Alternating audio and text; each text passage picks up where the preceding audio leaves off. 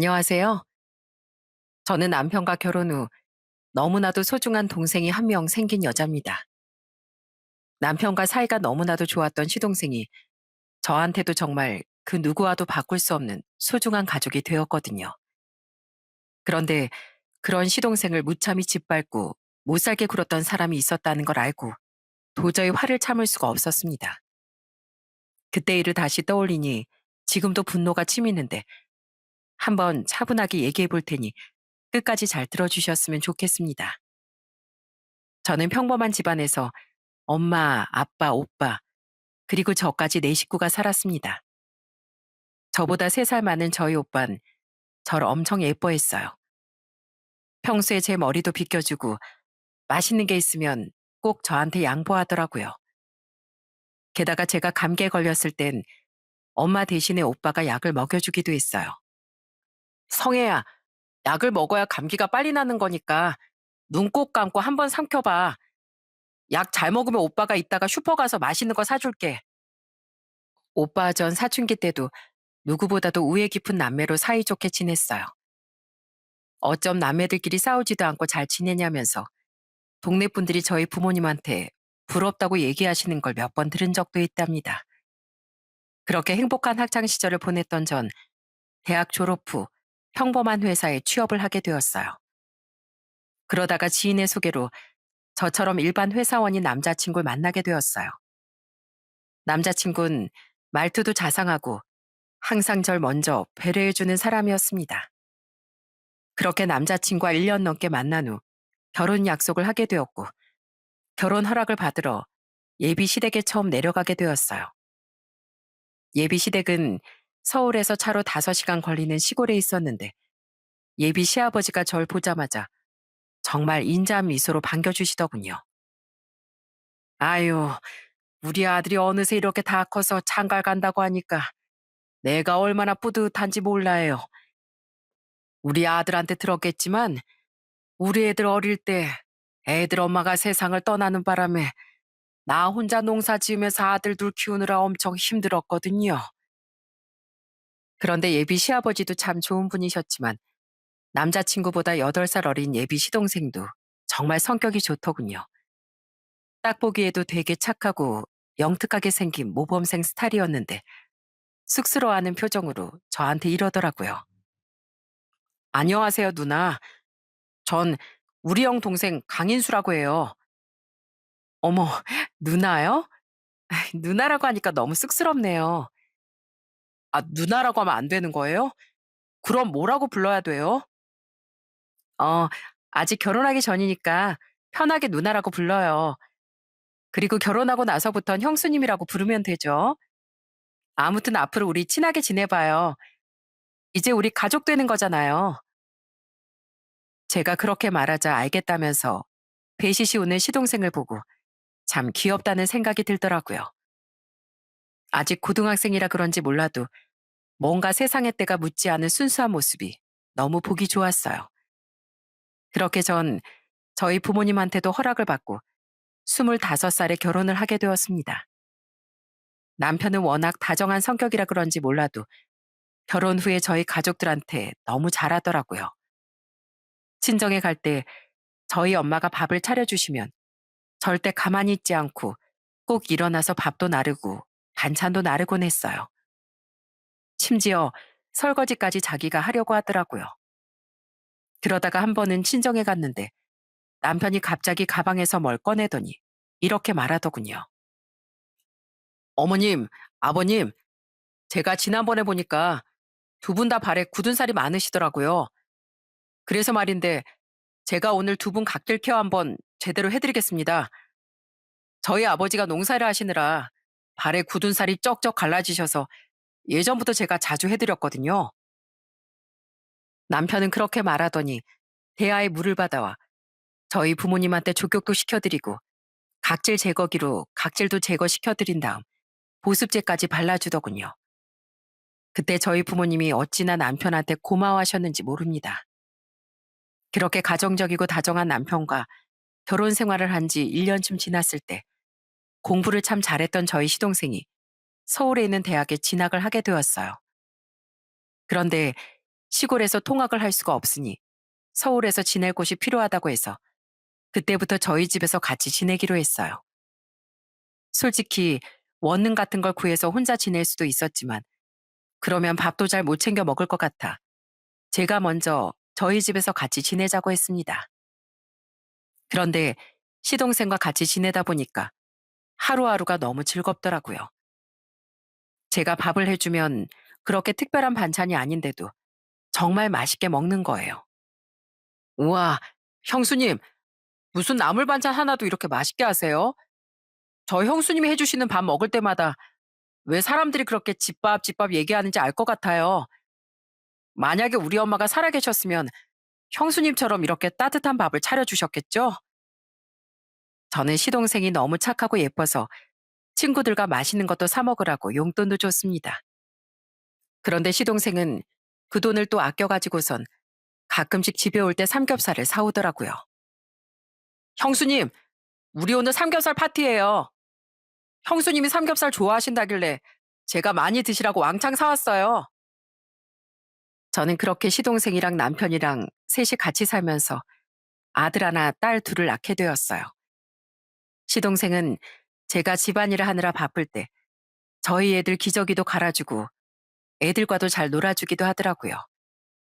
전 그래서 시동생이랑 같이 지내는 하루하루가 너무 행복하고 즐거웠어요. 그런데 그렇게 결혼 생활을 한 지 5년쯤 되었을 때 제 몸이 조금 이상하다는 걸 느끼게 되었습니다. 최근 들어 몸이 너무 피곤하고 목에 자꾸 뭐가 걸린 것처럼 불편하더라고요. 그래서 혹시나 해서 병원에 가봤다가 갑상선 암이라는 충격적인 진단을 받게 되었습니다. 물론 다른 암에 비해 갑상선 암이 착한 암이라고 듣긴 했지만 그래도 암이라는 단어 자체가 무섭긴 하더라고요. 그렇게 전 수술을 하고 며칠 입원을 하게 되었어요. 그런데 퇴원 후에 집에 돌아오고 나니까 남편이랑 시동생이 절 완전 공주 대접을 해주더라고요. 특히 시동생은 절 아주 손 하나 까딱 못하게 했어요.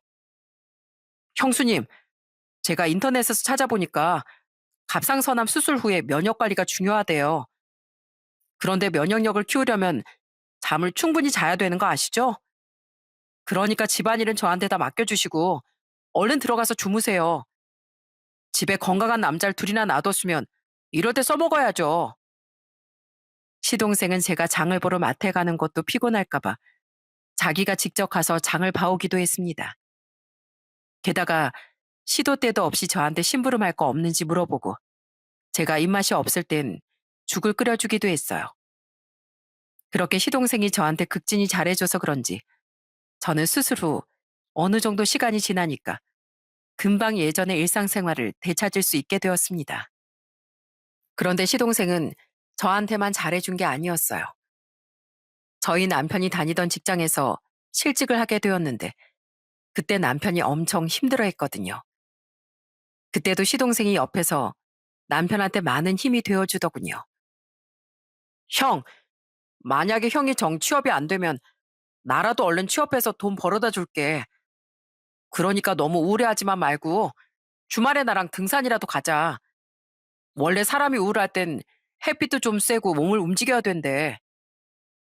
시동생이 옆에서 많이 격려해준 덕분에 남편은 다시 기운을 차리고 다른 회사에 취직을 할 수 있게 되었어요. 그런데 한 번은 정말 심장이 떨어질 뻔한 충격적인 일이 일어났던 적이 있었습니다. 제가 애들 셋을 데리고 놀이터에 가서 놀아주고 있는데 마침 친하게 지내던 동네 애기 엄마 한 명이 오랜만에 애를 데리고 놀이터에 온 거예요. 어머, 민영 엄마, 요즘에 통 안 보이더니 어디 갔다 온 거예요? 난 또 말도 없이 어디 이사 간 줄 알았잖아요. 아, 이번에 애들 데리고 인도네시아 발리에 한 달 살기 하고 왔거든요. 애들이 거기 가서 얼마나 재밌게 놀다 왔는지 몰라요. 그런데 그렇게 잠깐 대화를 나눈 후 다시 저희 애들이 놀고 있는 곳을 바라봤는데 아무리 봐도 저희 첫째 딸이 안 보이는 거예요. 그래서 둘째랑 셋째한테 물어봤는데 둘 다 모른다고 하더라고요. 저는 순간 심장이 덜컥해서 놀이터 주변을 샅샅이 뒤졌습니다. 하지만 어디에도 저희 딸이 안 보이더군요. 아무래도 혼자선 안 될 것 같다는 생각에 출근해 있는 남편 대신 집에 있던 시동생한테 전화를 걸었어요. 도련님, 큰일 났어요.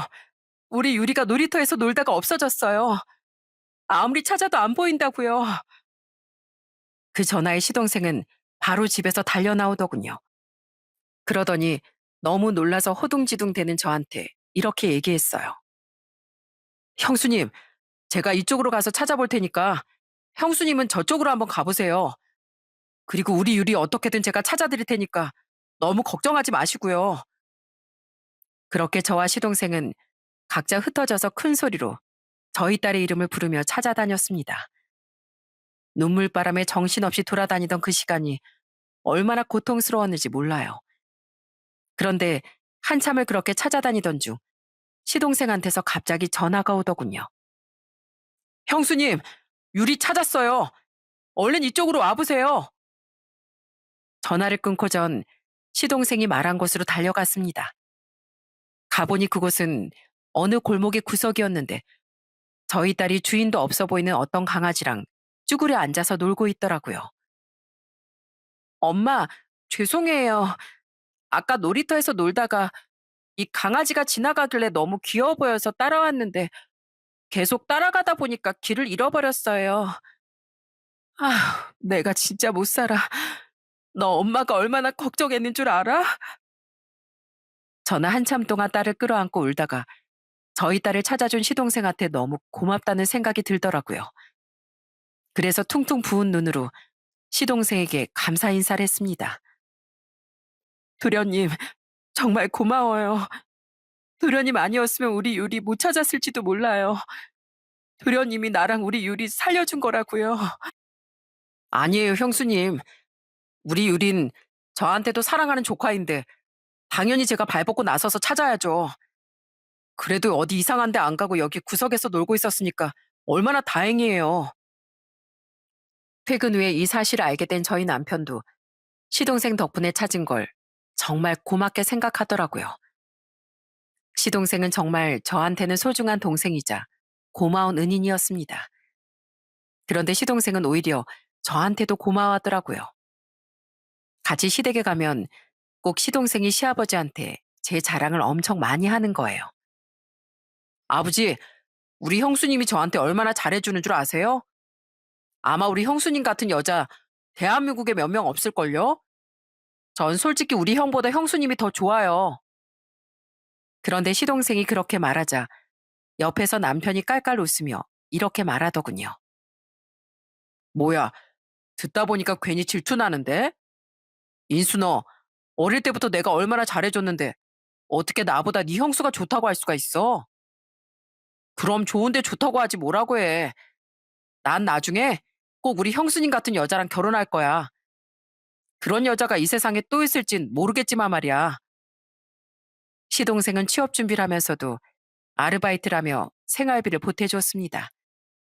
게다가 저희 애들한테 틈틈이 공부도 가르쳐 주더라고요. 그러다가 시동생이 우리나라에서 세 번째 손가락 안에 드는 좋은 기업에 취업을 하게 되었어요. 그때 제 일처럼 얼마나 기뻤는지 모릅니다. 그래서 케이크도 사다가 다 같이 축하 파티도 했답니다. 어떤 분들은 시동생이 취업했으면 나가서 살아야 되는 거 아니냐고 하실 수도 있는데 저는 시동생이 제 친동생 같아 너무 좋았고 시동생도 저희랑 사는 걸 좋아하더라고요. 그래서 시동생이 결혼하기 전까진 계속 같이 살기로 했습니다. 그러다가 저희 시동생이 29살 때 결혼할 여자를 데려오게 되었어요. 예비 동선의 집은 되게 잘 사는 집이었는데 예비 동선의 아버지가 사업을 하시고 예비 동선은 그 회사에서 일을 한다고 하더군요. 저는 시동생이 결혼하는데 신혼집에 조금이라도 보태줘야 되지 않을까 하고 고민을 하고 있었어요. 그런데 시동생이 안 보태줘도 된다면서 이렇게 얘기하더라고요. 형수님, 제 신혼집은 걱정하지 마세요. 저 결혼하고 장인 장모님 모시고 살기로 했거든요. 저희 장인 장모님이 딸만 둘인데 큰딸이랑 떨어져 사는 게 너무 싫다고 그냥 같이 살면 안 되냐고 울면서 말씀하시길래 그냥 그렇게 하기로 했어요. 뭐라고요? 그 마음은 너무 좋은데 결혼하자마자 바로 처가에 살면 좀 불편하지 않겠어요? 그런데 그때 옆에 있던 예비 동서가 밝게 웃으며 한마디 하더군요. 걱정하지 마세요. 제가 이렇게 떡하니 같이 있는데 누가 우리 오빠한테 뭐라고 하겠어요? 그래? 아, 그럼 동서가 중간에서 우리 도련님 잘 챙겨줄 수 있어? 우리 도련님 나한텐 정말 소중한 사람이야. 우리 도련님 힘들게 하면 내가 절대 가만히 못 있어. 아휴, 절대 힘들게 안 하니까 걱정들 마세요. 형님, 그렇게 걱정되시면 차라리 제가 매일 보고서라도 써서 올릴까요? 뭐? 보고서? 아유, 됐네요. 동서가 어련히 알아서 잘 챙기겠지 뭐. 그래도 예비 동서가 그렇게 밝게 얘기하니까 안심이 되더군요. 그렇게 저희 시동생은 29살의 나이에 동서와 결혼을 하게 되었습니다. 그 후 동서는 결혼 1년 만에 딸 하나를 낳고 저희 시동생과 오순도순 잘 지내더라고요. 시댁에서 다 같이 모일 때 보니까 둘 다 조카를 너무 예뻐하더라고요.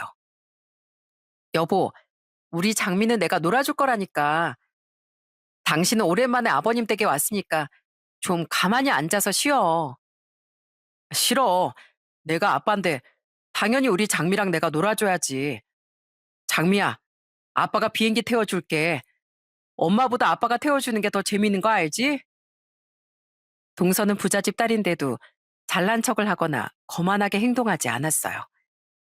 그래서 저도 시동생이 좋은 짝을 만나 행복하게 지내는 것 같아서 너무 안심이 되었습니다. 그러다가 시동생이 결혼한 지 7년쯤 되었을 때 갑자기 다니던 회사를 그만두겠다는 거예요. 서방님, 지금 다니는 회사가 얼마나 좋은 회사인데 거길 그만둔다고요? 갑자기 왜요? 제가 걱정되는 마음에 그렇게 물어봤더니 옆에 있던 동서가 웃으면서 이렇게 얘기하더군요. 형님, 걱정하지 마세요. 저희 아빠가 이 사람을 워낙 마음에 들어 하셔서 저희 회사로 스카우트한 거예요.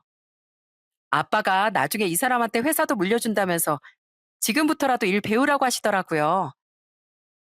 저는 그 얘기를 듣고선 시동생이 처가에서 인정받고 잘 지내는구나 하는 생각에 기분이 좋더군요. 그렇게 시동생은 그때부터 장인이 운영하는 회사에서 일을 하게 되었습니다. 그 후에도 저희 부부는 시동생과 계속 잘 지냈어요. 그런데 시동생이 장인 회사에서 일한 지 3년쯤 되었을 때 갑자기 청천벽력 같은 사건이 일어나고 말았습니다. 시동생이 지방으로 출장을 갔다가 교통사고를 크게 당하고 만 거예요. 연락을 받고 놀라서 병원에 달려가 보니 동서는 펑펑 울고 있고 시동생네 장인 장모도 와 계시더군요. 연락을 받은 시아버지도 시골에서 급하게 올라오셨어요. 그렇게 시동생이 수술을 받고 나왔는데 의사한테서 정말 충격적인 얘기를 듣게 되었습니다. 앞으로 하반신 마비 증상 때문에 제대로 걷지 못할 거라고 하더군요. 저희 가족들은 그 얘기를 듣고 모두 주저앉고 말았어요. 말도 안 돼. 우리 서방님이 하반신 마비라니. 평생 착하고 성실하게 살아왔던 우리 서방님한테 어떻게 이런 일이 일어날 수가 있냐고. 제가 울면서 그렇게 얘기하자 옆에 있던 동서가 제 손을 꼭 잡고선 이렇게 말하더군요. 형님, 걱정하지 마세요. 제가 우리 그이 어떻게든 다시 일어날 수 있게 할 거예요. 무슨 일이 있어도 예전처럼 다시 웃게 만들 거라고요. 동서 몇 번이고 저와 남편한테 자기만 믿으라고 하더군요. 전 그렇게 시동생을 생각해주는 동서한테 너무 고마웠어요. 그렇게 한동안 병원 신세를 졌던 시동생은 퇴원 후에 나름대로 열심히 살아갔습니다. 휠체어를 탄 채로 회사도 계속 다니고 재활도 꾸준히 다녔어요. 그래도 용기를 잃지 않고 열심히 살아가는 시동생이 너무 대견하게 느껴졌습니다.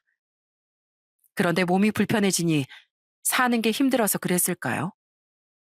언젠가부터 시동생이랑 만나면 자꾸 표정도 안 좋고 목소리도 어딘가 모르게 침울해 보이는 거예요. 게다가 시댁에 오는 횟수도 점점 뜸해지더니 나중엔 거의 안 오더라고요. 너무 걱정되는 마음에 시동생한테 무슨 일 있는 거 아니냐고 전화로 물어봤는데 시동생은 아무 일도 없다며 걱정하지 말라고 하더군요. 진짜 아무 일 없는 거 맞아요? 서방님 요즘에 전화하면 맨날 목소리에 기운도 없고 최근 들어 얼굴 보기도 엄청 힘들잖아요. 아, 그냥 사고 난 이후에 체력이 예전 같지 않아서 그래요. 그거 말곤 힘든 거 아무것도 없으니까 진짜로 걱정하실 필요 하나도 없어요. 시동생은 저와 남편이 몇 번을 물어봐도 계속 괜찮다고만 얘기하더군요. 꼬치꼬치 물어봐도 대답을 안 해주니까 그냥 진짜 체력이 약해져서 그런가 보다 할 수밖에 없었죠. 그런데 역시 불길한 예감은 빗나가지 않는 걸까요? 시동생이 사고가 난 지 2년 정도 지났을 때 정말 충격적인 사건이 벌어지고 말았습니다. 시동생이 갑자기 다쳐서 입원했다고 연락이 온 거예요. 그래서 너무 걱정되는 마음에 남편이랑 같이 시동생이 입원한 병원에 찾아갔습니다. 그런데 세상에 아주 얼굴이 엉망진창이 되어 있더라고요. 서방님, 도대체 이게 무슨 일이에요? 뭐 하다가 이렇게 다친 건데요?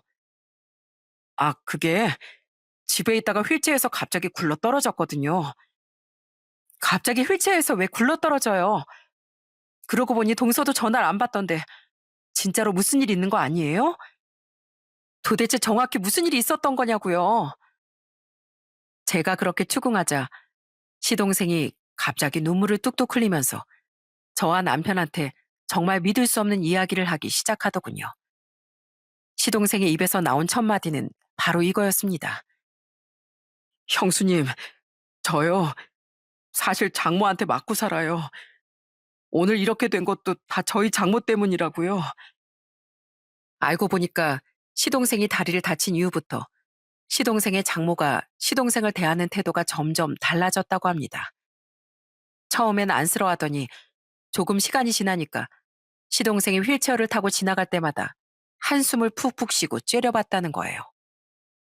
그러다가 하루는 할 말이 있다며 시동생한테 이렇게 얘기했다더군요. 자네, 양심이 있으면 알아서 우리 딸이랑 이혼해야 되는 거 아닌가? 우리 소녀딸을 우리가 키울 테니까 자넨 그냥 몸만 나가게. 우리한테 이제 자넨 필요 없으니까 그냥 나가라고. 네? 이혼하고 나가라니 그게 무슨 말씀이세요? 게다가 우리 장미를 두고 가라고요? 저 절대로 그렇게 못합니다. 저희 장미 때문에라도 그렇게 못한다고요. 그런데 시동생이 이혼을 거부하니까 그때부터 장모가 대놓고 시동생을 못 살게 굴기 시작했다더군요. 집에서 다 같이 밥을 먹을 때도 일부러 시동생 밥만 안 줬대요. 그래서 시동생이 말없이 휠체어를 끌고 겨우겨우 밥을 푸고 앉으면 또 시동생한테 대놓고 막말을 했다고 하더라고요. 아유, 밥을 안 주면 눈치껏 안 먹을 것이지. 꾸역꾸역 떠오는 건 뭐야? 자네, 진짜 우리 딸 인생 망치려고 그러나? 다리가 그 모양이면 양식껏 알아서 우리 딸 낳아줘야 될 거 아니야? 그런데도 시동생은 도저히 조카를 두고 나올 수가 없어 계속 버텼다고 합니다. 그런데 장모는 시동생 보고 아예 회사에도 나오지 말라고 했다더군요. 그래서 한 번은 시동생이 장모한테 애원을 한 적도 있었대요. 장모님, 저 비록 다리는 이렇지만 가장으로서 정말 열심히 살 자신 있습니다. 제가 몸이 좀 힘들더라도 남들보다 2배, 3배로 노력할 테니까 제발 회사에 다시 출근하게 해주시면 안 될까요? 그랬더니 장모가 식탁을 주먹으로 쾅 치면서 시끄러운 소리 하지 말라고 또 소리를 쳤다더군요. 그러면서 식탁에 있던 찬물까지 시동생한테 확 끼얹었다는 거예요. 자네, 지금 우리 집이 좀 잘 사니까 거머리처럼 끝까지 들러붙으려고 하는가 본데 쓸데없는 생각하지 말고 제발 여기서 나가. 우리가 무슨 자선단체도 아니고 자네 같은 사람을 언제까지 끼고 살 줄 알아? 장모가 그렇게까지 하자 옆에 있던 저희 조카가 울면서 장모를 말렸다고 하더군요. 할머니, 제발 그러지 마세요. 우리 아빠가 잘못한 거 하나도 없는데 왜 우리 아빠한테 그렇게 못되게 굴어요? 그런데 문제는 장모가 계속 그렇게 하니까 동서까지 본인 엄마랑 똑같이 행동하기 시작했다는 겁니다. 그러게 누가 당신 보고 사고 나랬어? 당신이 운 나쁘게 사고 난 건데 나보고 뭘 어쩌라고. 하루 이틀도 아니고 평생을 같이 살아야 되는데 앞날이 창창한 내가 어떻게 당신이랑 같이 살아? 나 이렇게 못 살아. 이렇게 못 산다고. 그러다가 한 번은 시동생이 방에 있었는데 시동생의 장모랑 동서가 거실에서 대놓고 시동생의 흉을 봤다고 하더군요.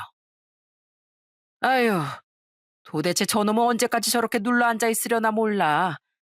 아주 쓸모없는 짐덩어리가 따로 없잖아. 유경아, 그냥 강서방 너희 시아버지한테 보내버리면 안 되니? 그냥 짐 싸서 내쫓으면 안 되냐고. 나도 할 수만 있으면 그러고 싶죠. 그냥 조용히 이혼해주면 되는데 왜 안 해주는지 몰라요.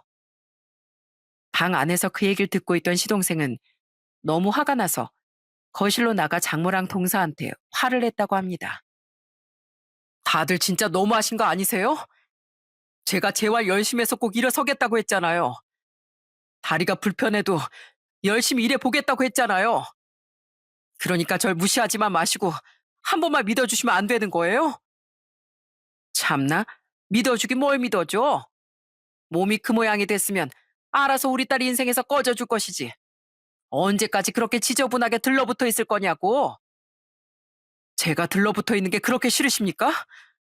그럼 나가드릴 테니까 우리 장미는 제가 키우는 걸로 해주십시오. 그렇게 해주시면 제가 이혼하겠습니다. 뭐? 장미를 자네가 키워? 참나, 어디서 다리도 불편한 게 우리 소녀딸 인생까지 망치려고 들어? 나 그 꼴은 절대 못 봐. 절대 못 본다고. 시동생의 장모는 그렇게 소리치면서 시동생의 휠체어를 확 밀어버렸다고 하더군요. 그 바람에 시동생이 휠체어에서 굴러 떨어져서 다치고 말았대요. 그런데도 아무도 119에 신고조차 해주지 않아 시동생이 자기 손으로 신고를 해서 구급차에 실려왔다고 하더군요. 저와 남편은 그 얘기를 다 듣고 너무 화가 나서 온몸이 바들바들 떨렸어요. 말도 안 돼. 그 인간들이 서방님한테 진짜 그랬단 말이에요? 여보, 나 너무 화가 나서 못 참겠어. 우리라도 대신 가서 그 인간들 아주 작사를 내줘야 되는 거 아니야? 이렇게 가만히 당하고만 있으면 너무 억울하잖아. 그래, 우리 인술 대신에 우리가 가자. 나도 하나뿐인 내 동생 이런 취급 당한 거 절대 못 참아. 그 벌레만도 못한 인간들 내가 가만 안 둘 거라고. 저와 남편은 그날 바로 시동생이 살고 있던 시동생의 처가에 찾아갔습니다. 동서는 시동생한테 그런 짓을 해놓고도 저희가 찾아가니까 순순히 문을 열어주더군요. 아마 시동생이 입원했다고 하니까 제가 그냥 걱정되는 마음에 찾아온 줄 아는 것 같았어요. 그런데 정말 어이없게도 시동생은 다쳐서 입원을 해 있는데 동서랑 그 엄마라는 인간은 둘이서 식탁에 앉아 족발 뼈까지 손으로 잡고 뜯고 있더군요. 형님, 여기까진 어쩐 일이세요? 아, 우리 그이 걱정돼서 찾아오셨구나. 그냥 살짝 넘어진 거니까 신경 안 쓰셔도 돼요. 다리는 좀 그렇긴 해도 원래 몸이 튼튼한 사람이라 금방 나아질걸요? 뭐라고? 금방 나아져? 야, 너 지금 그게 네 입으로 할 소리니? 네 남편이 니네 엄마 때문에 휠체어에서 굴러 떨어져서 다쳤는데 쓰러져서 고통스러워하는 사람 멀뚱멀뚱 서서 쳐다보기만 한 주제에 어디서 입으로 똥을 싸고 있어? 너 내가 아무것도 모르고 여기 찾아온 줄 알아? 너랑 너네 엄마가 그동안 우리 서방님한테 무슨 짓을 했는지 다 알고 왔어. 그래요, 재수 씨. 아니, 이제 재수 씨도 아니지. 야, 나한테 하나밖에 없는 소중한 동생을 너희가 무슨 자격으로 그딴 취급을 해? 특히 아줌마. 아줌마가 사람입니까? 아줌마 딸이 다쳤어도 그런 식으로 하시겠어요? 내 동생한테 얘기 들어보니까 그동안 입에도 못 담을 욕설을 짓거리고 손찌검까지 한 게 한두 번이 아니라던데 남의 소중한 가족한테 그게 뭐 하는 짓입니까? 둘 다 한번 콩밥 먹어보고 싶어요? 남편이 그렇게 말하자 동서와 동선의 엄마가 오히려 뻔뻔하게 나오더군요. 어머머, 남의 집에 찾아와서 이게 무슨 행패야? 역시 수준 떨어지는 집안이라 그런가. 할 말 못할 말 구분도 못하고 막 짓거리네. 아휴, 내가 이래서 그 인간이랑 진작에 이혼했어야 되는 건데. 이봐요, 아주버님. 이러려고 저희 집에 찾아오신 거예요? 난 또 걱정돼서 찾아온 줄 알고 대충 둘러대고 돌려보내려고 했더니 진짜 귀찮게 왜 이래요? 아, 진짜 하나같이 아주 거머리가 따로 없구만. 저는 그 말의 순간 너무 화가 나서 눈이 확 돌아버리더군요. 그래서 둘이 먹고 있던 족발 그릇을 확 뒤집어 엎어버렸습니다. 야, 너 말 다 했어? 필요할 때만 쪽쪽 빨아먹다가 우리 서방님이 몸 다치니까 버리는 너희야말로 거머리잖아. 그리고 아줌마 때문에 우리 서방님은 몸도 다치고 마음도 다쳤거든요? 나 우리 서방님한테 그렇게 상처 준 거 절대 용서 못해요. 우리 서방님이 받은 정신적 피해랑 육체적 피해에 대해 정식으로 고소하고 피해 보상 청구할 거라고요. 아시겠어요? 저는 그렇게 말하고선 쏟아진 족발을 다시 주워서 확 던져버렸습니다. 그리고 남편 손을 잡고 그 집을 빠져나오게 되었어요.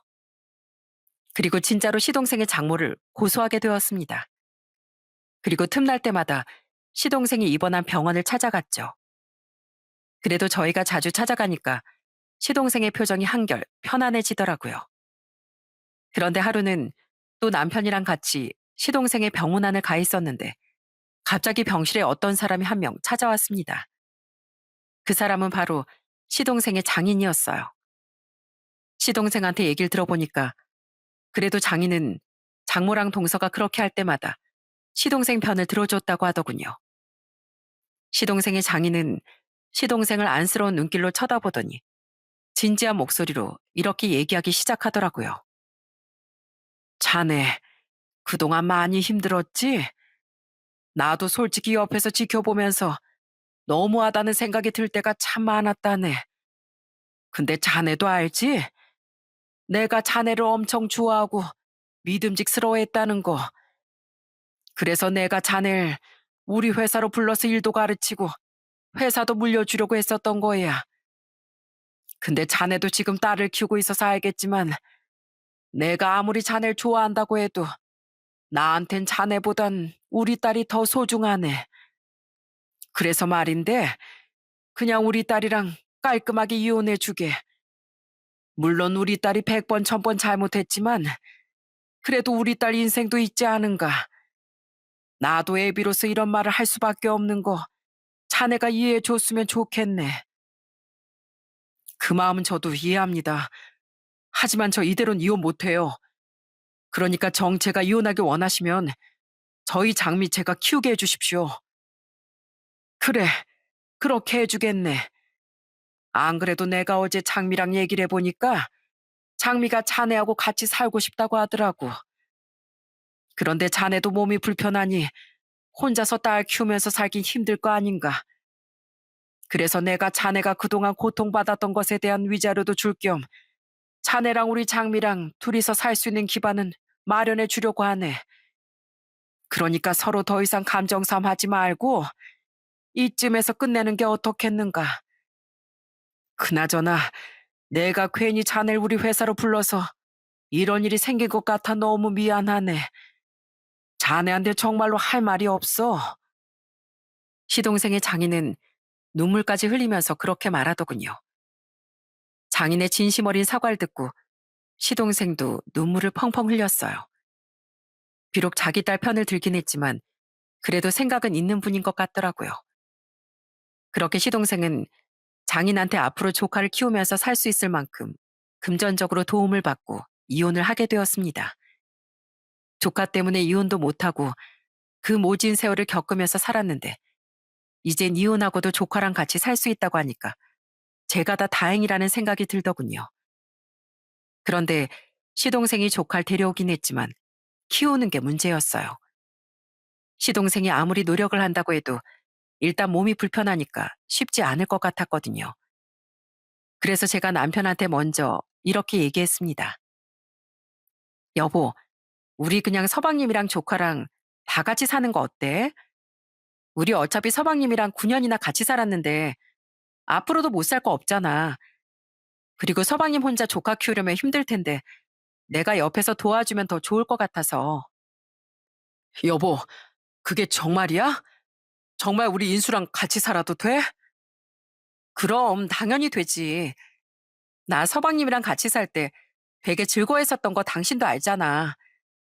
서방님은 나한테도 친동생 같은 존재니까 꼭 그렇게 하고 싶어. 여보, 고마워. 나 사실 인수가 너무 걱정돼서 우리 집으로 데려오고 싶었는데 당신이 불편해할까봐 말을 못 꺼내고 있었거든. 그런데 그렇게 먼저 말해줘서 고마워. 역시 나한텐 당신밖에 없어. 그렇게 시동생은 돌고 돌아 12년 만에 다시 저희 집으로 오게 되었습니다. 그런데 이제는 저희도 애들이 커서 다 같이 살기엔 집이 너무 좁더라고요. 그래서 시동생 돈을 보태서 더 넓은 집으로 이사를 가게 되었어요. 다행히 저희 애들도 어릴 때 시동생과 같이 살았던 기간이 있어서 그런지 전혀 불편해하지 않고 오히려 좋아하더라고요. 게다가 저희 애들이 조카를 얼마나 챙겨줬는지 모릅니다. 장미야, 오빠가 숙제 도와줄까? 오빠 수학 되게 잘하거든. 아니야, 오빠 말고 이 언니가 도와줄게. 나 이번에 수학 100점 맞았거든. 그리고 설명도 유찬 오빠보다 내가 훨씬 더 잘해. 우와, 나 선생님 엄청 많아졌다. 그러면 오늘은 오빠가 먼저 얘기했으니까 오빠가 도와주고 다음번엔 언니가 도와주라. 나도 한 명만 선택하긴 너무 어렵단 말이야. 그러다가 한 번은 제가 조카한테 왜 엄마 말고 아빠랑 살고 싶다고 했는지 물어본 적이 있었어요. 그랬더니 조카가 저한테 이렇게 얘기하더라고요. 우리 아빠가 사고 나기 전엔 세상에서 제일 멋진 아빠였거든요. 근데 아빠가 다치고 나니까 외할머니랑 엄마가 아빠를 계속 무시하고 못되게 굴었잖아요. 그래서 엄마랑 아빠랑 헤어지고 나면 아빠 옆에 지켜줄 사람이 저밖에 없을 것 같아서 아빠랑 같이 산다고 한 거예요. 저한테 아빠는 세상에서 하나뿐인 소중한 존재란 말이에요. 이제 10살이 된 조칸 정말 기특하게도 그런 생각을 했었나 보더라고요. 조카의 얘기를 들으면서 참 마음이 아팠습니다. 그래도 시동생이 저희 집에서 지내고 나서부터 표정이 점점 좋아지기 시작했어요. 처음엔 밥도 잘 못 먹더니 이제는 제가 해주는 걸 예전처럼 엄청 잘 먹더라고요. 이야, 역시 형수님 손맛은 어디 안 간다니까요. 제가 결혼하고 나서 형수님 음식이 얼마나 그리웠는 줄 아세요? 그런데 이렇게 다시 먹게 되니까 이게 꿈인지 생시인지 모르겠어요. 그렇게 맛있어요? 두 그릇이든 세 그릇이든 얼마든지 더 줄 테니까 더 먹어요. 내가 우리 사방님을 위해서라도 앞으로 요리 실력 안 줄게 매일매일 요리해야겠네. 우와, 진짜요? 그럼 저 맨날 두 그릇씩 먹을 텐데요. 이러다가 배불뚝의 아저씨 되는 거 아닌지 모르겠어요. 그렇게 저희 집에서 잘 지내다가 한 번은 다 같이 시댁에 간 적이 있었어요. 시아버진 오랜만에 만난 시동생의 다리를 어루만지며 눈물을 흘리시더라고요. 아이고, 우리 아들, 이 다리를 어쩌면 좋을꼬. 내가 할 수만 있다면 내 다리라도 떼어주고 싶은데 그럴 수가 없는 게 내 한이야.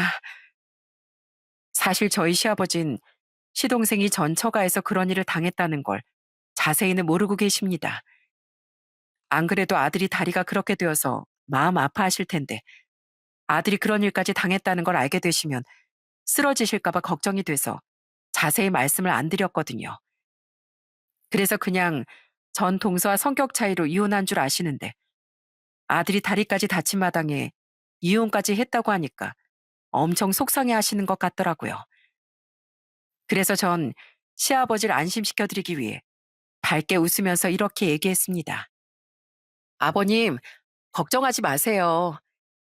서방님이 다리가 좀 불편해도 얼마 전에 직장 구해서 성실하게 출근도 하고 있고 저희 집에서도 매일 웃으면서 잘 지내고 있거든요. 저희가 무슨 일 있어도 서방님 옆에서 계속 지켜줄 거예요. 아휴, 정말 고맙다, 애미야.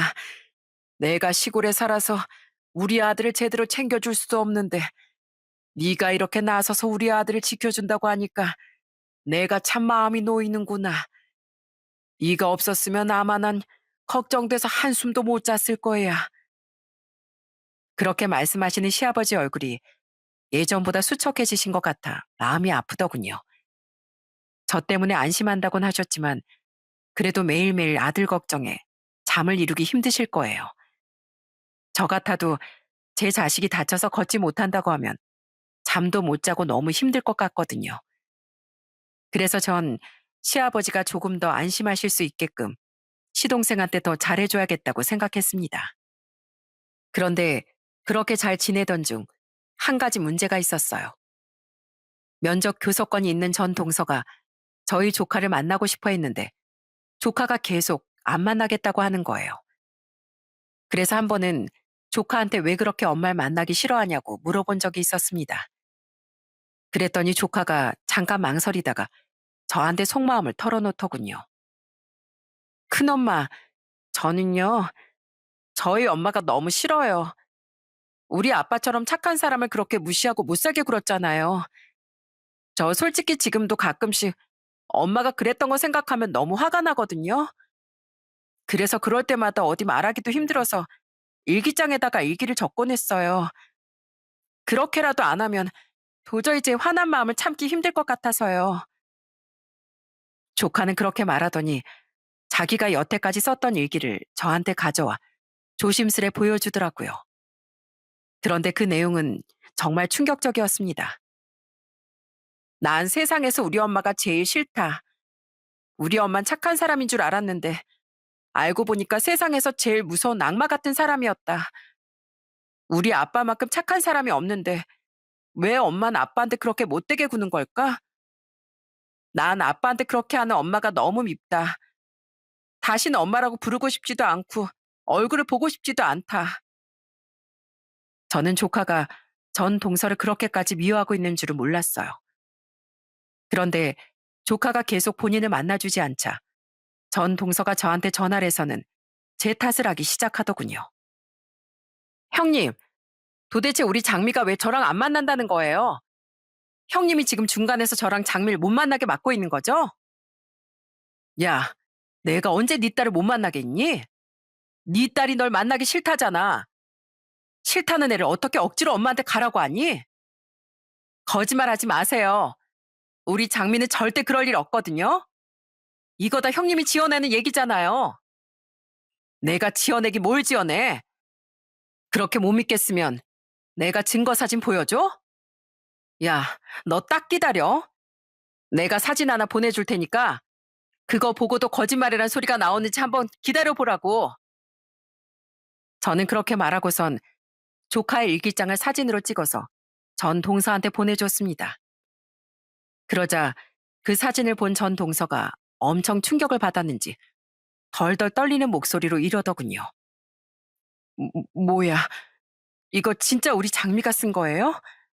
진짜 우리 장미가 날 악마처럼 생각하고 날 엄마라고 부르기도 싫어한다고요? 그래, 네가 얼마나 애 앞에서 우리 서방님한테 못될 짓을 많이 했으면 애가 그렇게까지 엄마를 싫다고 하겠니? 이거 다 네가 자초한 결과야. 네가 스스로 딸한테 버림받은 거라고. 말도 안 돼. 이거 형님이 우리 장미한테 가스라이팅한 거죠? 형님이 우리 장미한테 내 욕하면서 나 싫어하게 만든 거잖아요. 뭐? 가스라이팅? 야, 네가 생각하는 수준이 그따위니까 네가 그 모양 그 꼴인 거야. 장민 나한테도 정말 소중한 조카인데 내가 장미한테 그런 말도 안 되는 가스라이팅을 왜 하겠어? 그럼 이게 진짜라고요? 아니 그럼 저 앞으로 우리 장미 못 보는 거예요? 형님, 저 장미 없으면 못 살아요. 그냥 형님이 장미한텐 얘기하지 말고 그냥 몰래 저희 집 쪽으로 데려오시면 안 돼요? 저 장미 진짜 보고 싶단 말이에요. 내가 왜 그래야 되는데? 난 우리 소중한 조카한테 싫다는 엄마 억지로 보여주면서 상처 줄 생각 절대 없어. 그러니까 다신 이런 헛소리 하지 말고 딸한테까지 버림받을 정도로 못된 짓 한 거 평생 반성이나 하면서 살아. 이거 다 네가 자초한 일이니까 네 자신이나 탓하면서 살라고. 알았어? 형님, 한 번만 부탁할게요. 네? 제발요. 형님. 전 동서가 울면서 애원했지만 저는 그냥 전화를 끊어버렸어요. 아무리 모녀 사이여도 저희 조카가 엄마랑 만나기 싫다는데 제가 뭘 어쩌겠습니까? 저한텐 조카의 의견이 제일 중요하기 때문에 조카가 먼저 만나고 싶다고 하기 전까진 굳이 억지로 만나게 하고 싶진 않더라고요. 그렇게 시동생이 이혼한 지 1년 10개월이 지났는데도 여전히 전 동서는 조카를 못 만나고 있습니다. 한 번은 제가 조카한테 엄마 보러 진짜 안 갈 거냐고 물어본 적이 있었는데 조카가 단번에 절대 안 만날 거라고 얘기를 하더군요. 큰엄마, 저한테 엄마의 엄자도 꺼내지 마세요. 저 앞으로 엄마 없다고 생각하고 살 거예요. 외할아버지면 몰라도 엄마나 외할머니를 볼 일은 절대 없어요. 그래도 조카가 외할아버지하고는 학교 잘 다니고 있다고 평소에 문자도 보내고 사진도 보낸다고 하더라고요. 게다가 시동생도 이혼 후에 전 장인한테서 가끔 연락이 온다고 하더군요. 용기 잃지 말고 잘 살라고 시동생한테 격려의 말을 많이 해주신다고 했습니다. 그렇게 시동생은 이혼 후에 저희 가족과 함께 하루하루 웃으면서 잘 살고 있답니다. 저도 시동생과 조카 덕분에 요즘 들어 더 웃을 날이 많아졌어요. 그런데 제가 시동생이랑 잘 사니까 저희 부모님도 절 응원해 주시더군요. 성애야, 너 지금 시동생이랑 같이 살기로 한 거 정말 잘했다. 예전부터 너희 시동생이 너 아플 때도 옆에서 많이 챙겨주고 우리 강서방한테도 정말 힘이 많이 되어줬잖니. 너도 너희 시동생한테 도움을 많이 받았으니 시동생이 어려울 때 너도 도와주는 게 맞는 거지. 엄마 아빤 네가 시동생과 잘 지내는 걸 보면서 참 대견하고 뿌듯하구나. 앞으로도 그렇게 화목하게 잘 지내렴. 엄마가 그렇게 말씀해 주시니 너무 감사했습니다. 엄마가 말씀하신 것처럼 앞으로도 시동생이 어려울 때 도와가면서 서로서로 잘 지내고 싶습니다. 평생 제 친동생처럼 아껴주고 힘이 되어줄 거예요. 여러분, 혹시 여러분은 진정한 가족이 뭐라고 생각하시나요? 저는 좋은 일이 있을 땐 같이 기뻐해주고 힘든 일이 있을 땐 손을 내밀어 주는 게 진정한 가족이라고 생각해요. 마치 저희 부부와 시동생의 관계처럼 말이죠. 그런데 전 동서와 그 엄만 저희 시동생이 사고로 다리가 불편해지자 바로 잡았던 손을 매정하게 놓아버렸습니다. 거기다가 그걸로도 모자라서 막말에 손찌검까지 하면서 사람을 아예 벼랑 끝까지 밀어붙였죠. 그런 게 과연 가족이라고 할 수 있을까요? 저희 시동생이 힘들 때 그렇게 못된 짓을 했던 전 동서는 계속 조카를 못 봐서 엄청 힘들어하고 있을 거예요. 다들 아시겠지만 자식을 못 본다는 게 엄청난 고통이잖아요. 이래서 자업자득이라는 말이 있는 것 같아요. 그럼 전 혹시라도 우연히 이 사연을 들을지도 모르는 전 동서가 평생 땅을 치며 후회하길 바라면서 이 사연을 마치도록 하겠습니다. 저의 긴 이야기 끝까지 들어주셔서 정말 감사합니다. 그럼 오늘 하루도 모두들 행복한 웃음이 넘치시길 바라겠습니다.